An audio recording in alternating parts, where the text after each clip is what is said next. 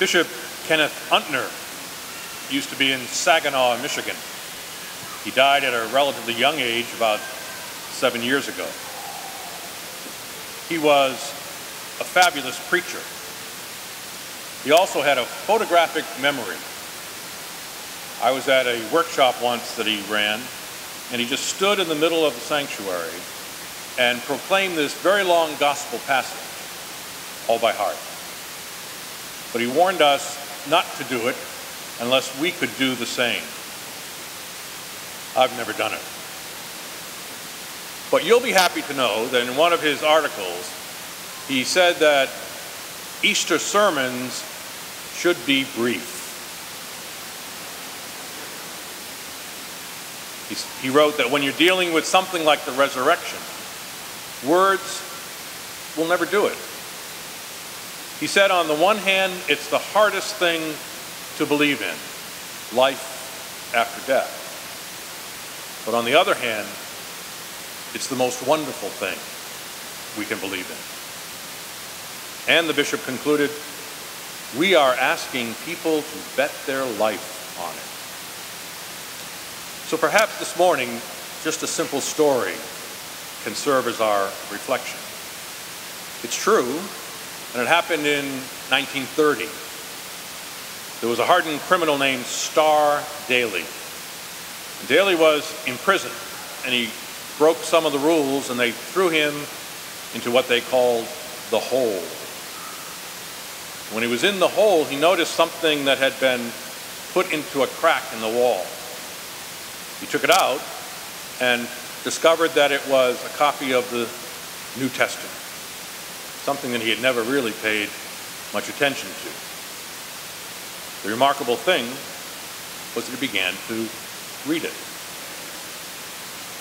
Daly had always been a powerhouse, a dynamo, and he began to wonder how different his life would have been had he used his power for good rather than evil. He began to ask fundamental questions. Why did God create me? What am I meant to do in this life? Isn't it more than just living in the hole? And what happened next is hard to describe. A surprising thought entered his head. As he recalled what he read in the scriptures, he thought that one of the greatest events of history started in a hole, a cave, a tomb. A tomb just as secure and guarded as was his prison cell. That event, of course, was the resurrection of the Lord that we celebrate this morning. The prisoner thought that what had happened to Jesus could happen to him.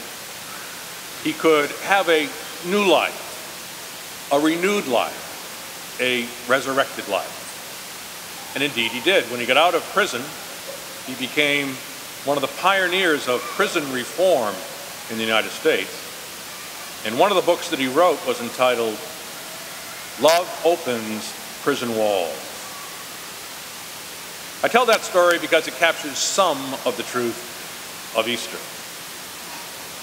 Do you ever find yourself in a hole, in a tomb, buried figuratively as was Daly? It might be the tomb of resentment because of some hurt received from others. Maybe a tomb of fear about what the future holds. Maybe a tomb of despair about some difficult situation we're in here and now. Today, Jesus gives us the promise that we can climb out of the hole, that we can experience a resurrection in our own life. That's the good news of Easter. It's the good news that no tomb can hold us.